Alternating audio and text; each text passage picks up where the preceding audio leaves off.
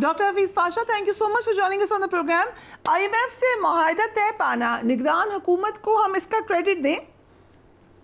بسم اللہ الرحمن الرحیم. جی, یہ کافی عرصے کے بعد ایک اچھی خبر آئی ضرور ہے, اور ہمیں یقیناً ہماری جو اس وقت کی کیئر حکومت ہے انہوں نے کوشش کیا کہ بھی اس پہلے کوارٹر میں جو جولائی سے سپٹمبر کا عرصہ تھا کہ جو اہداف دیے گئے تھے ان کو حاصل کرنے کی کوشش کی جائے اور ریفارم ایجنڈا کو جس حد تک ہو سکے امپلیمنٹ کریں.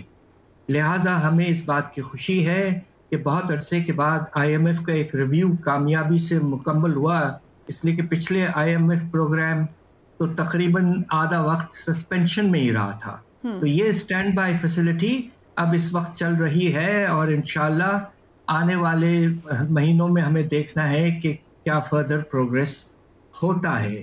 جو IMF نے یہ بھی پریڈکٹ کیا ہے کہ آئندہ چند ماہ میں مہنگائی کم ہوگی. How realistic is that? بات دراصل یہ ہے کہ IMF نے اس چیز کو اس بات پہ بیس کیا ہے شاید کہ ہمارا شرح نمو جو ہے وہ انشاءاللہ اس سال تقریباً 3% تک ہو جائے گا, اور اس کے نتیجے میں جو سپلائی شارٹیجز پچھلے سال تھے خاص طور پہ کھانے پینے کے اشیاء میں سیلاب کی وجہ سے خاص طور پہ, وہ اس وقت اتنی کمی شاید نہ ہو. اور دوسری وجہ وہ یہ شاید سوچ رہے ہیں کہ روپے کی جو قدر ہے وہ آلریڈی آپ نے دیکھا کہ اکتوبر کے مہینے میں کافی مستحکم رہی, پھر گرنا شروع ہوئی ہے تھوڑا, اور آج تو جس طرح آپ نے کہا کہ ویلیو میں اضافہ ہوا ہے, تو اس کی پچھلے سال رفتار جو تھی کمی کی وہ 42% تھی روپے کی قدر میں گراوٹ. انشاءاللہ اس سال اس کے بالکل اتنے زیادہ نہیں ہونی چاہیے. تو ہم سب کا اندازہ یہ ہے کہ سال کے اینڈ تک انشاءاللہ ہمارا جو افراط زر کی رفتار ہے وہ 20% سے کم ہو جانی چاہیے. اس وقت وہ تقریباً 30% کی رینج پہ ہے. رائٹ, اور ہم نے دیکھا کہ IMF کی مینیجنگ ڈائریکٹر نے ایک دفعہ پھر ٹیکس وصولی کی بات کی. یہ بار بار اجاگر کی جاتی ہے, پاکستان میں بھی بار بار یہ بات کہی جاتی ہے کہ دس از دا پرابلم. IMF کے مطابق پاکستان کا ٹیکس ٹو GDP 15% ہونا چاہیے, جبکہ موجودہ 12% ہے.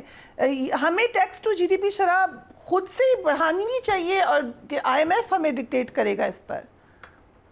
بات دراصل یہ ہے کہ with all due respects to the IMF نے غلط اعداد شمار پیش کی ہیں, اور میں حیران ہوں اس بات پہ کہ وہ اتنی بڑی غلطی کر سکتے ہیں.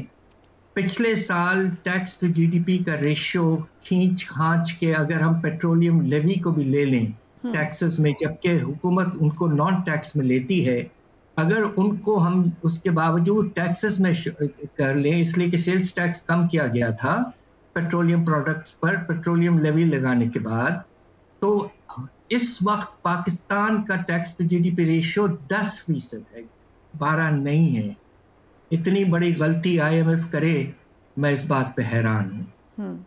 اور البتہ یہ مناسب ہے کہ پاکستان کا potential tax to GDP ratio اگر ہم چاہیں تو اگر ہم پروگریسو ٹیکسیشن کی طرف جائیں, جس کا ذکر IMF کے MD نے کیا ہے, تو اس کے نتیجے میں یقیناً 3 سے 4% GDP کا بہت تیزی سے اضافہ ہو سکتا ہے. یعنی کہ ہم تقریباً آپ یہ دیکھیے کہ اگر ہم 3% بڑھاتے ہیں تو 3000 ارب کے لگ بھگ ایکسٹرا ریونیو ہم حاصل کر سکتے ہیں.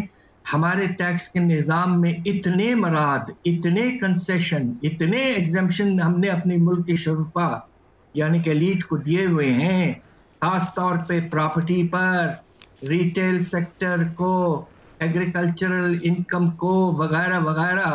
تو اگر ایک وقت آتا ہے اور ہم خود اپنے نظام کو ٹھیک کرتے ہیں اور عدم مساوات کی طرف لے جاتے ہیں, تو انشاءاللہ یقیناً ٹیکس ٹو GDP ریشو بہت بڑھ سکتا ہے. رائٹ, خصوصی سرمایہ کاری سہولت کونسل یا SIFC پر بھی کچھ پوائنٹس آف آبجیکشن اٹھائے ہیں IMF نے.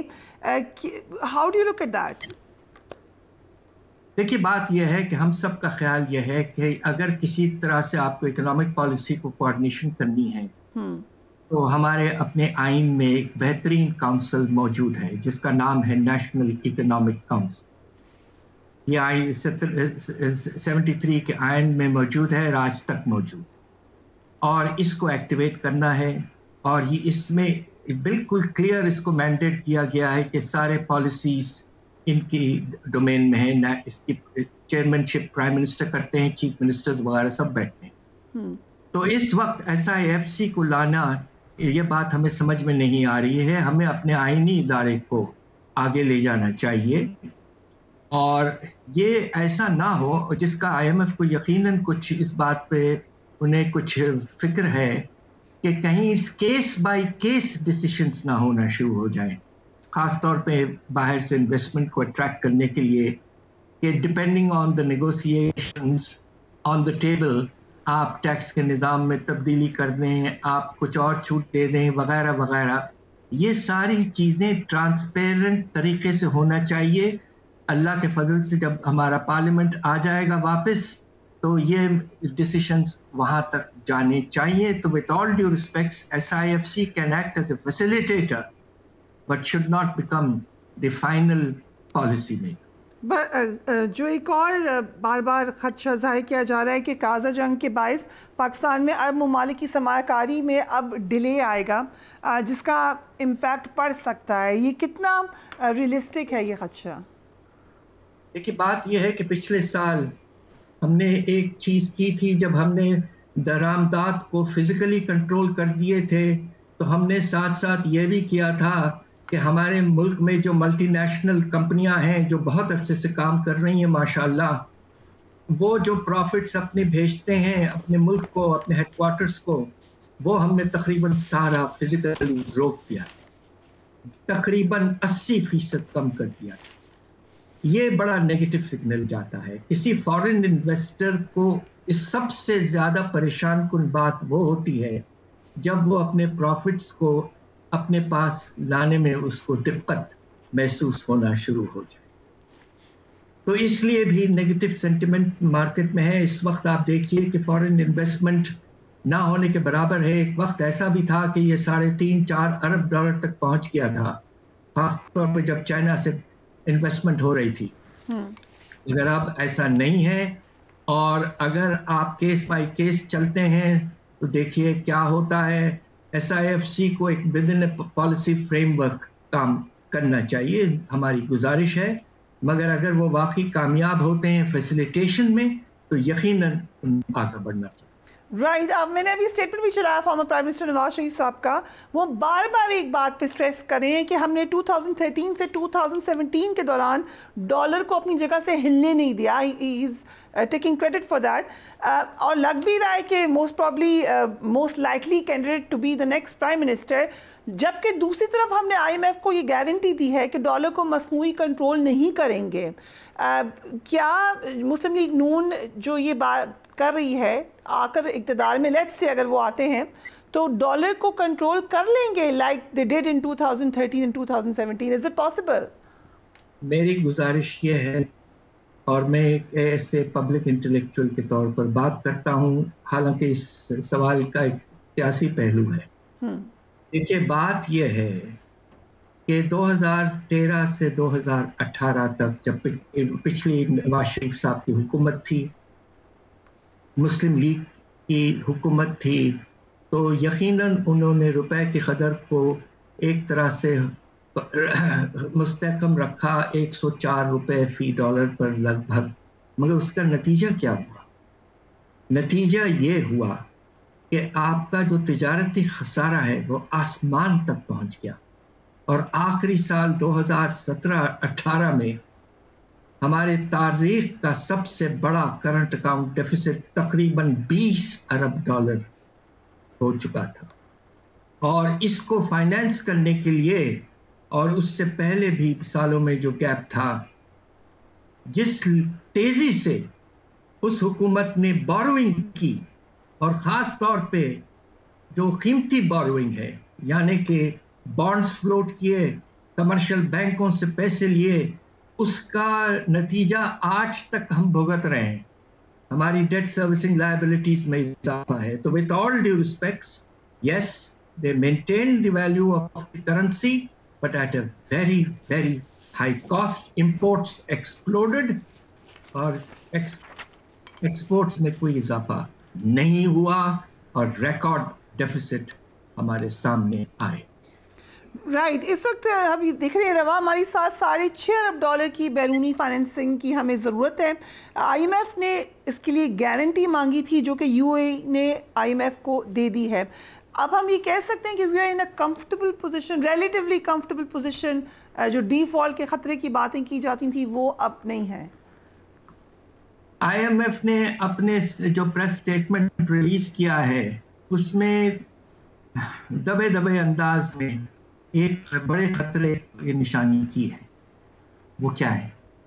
وہ یہ ہے کہ انہوں نے کہا ہے کہ ہمیں اس بات کی پریشانی ہے کہ پاکستان میں اس وقت باہر سے پیسے آنے کی رفتار بہت کم ہو چکی ہے.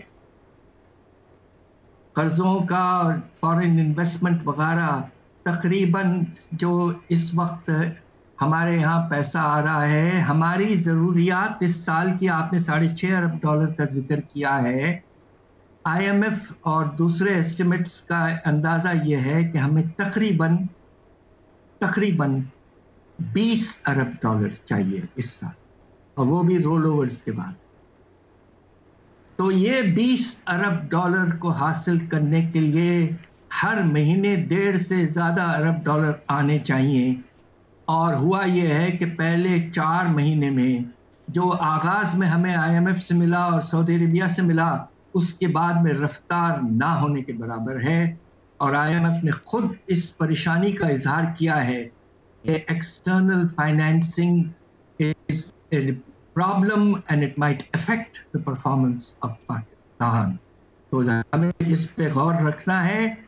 پرائیویٹ کریڈیٹرز تو پاکستان کو پیسے دینے کے لیے تیار ہی نہیں ہے. ہم بانڈ فلوٹ نہیں کر سکتے اس لیے کہ اس کا ڈسکاؤنٹ بے تحاشا ہوگا. دوسری طرف فارن کمرشل بینکس بھی آپ کو دینے کے لیے تیار نہیں, اس لیے کہ آپ کی کریڈٹ ریٹنگ بے پناہ گر چکی ہے. آئی ایم ایف پروگرام ہونے کے باوجود آپ کی کریڈٹ ریٹنگ میں کوئی بہتری نہیں آئی ہے.